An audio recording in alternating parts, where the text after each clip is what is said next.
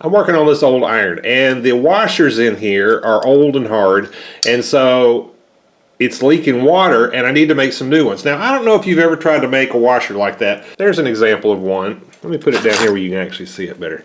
You see how one side's paper thin and the other one's bigger? Okay, so when you go to cut these things, I just bought these, and I was successful, so I thought I'd show it to you. I had some other ones.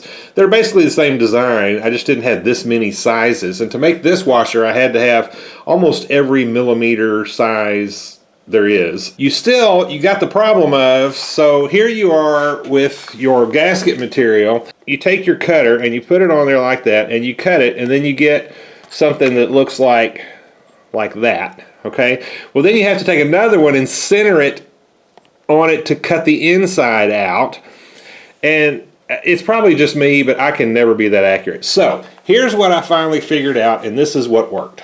So to find the right size cutter, I measured the inside diameter of that, and then I measured the outside diameter of that inner piece right there.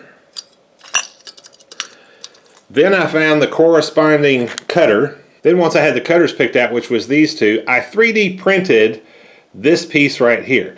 Now this piece is 5 thousandths of an inch bigger than this one. That inside ring is 5 thousandths bigger than that cutter.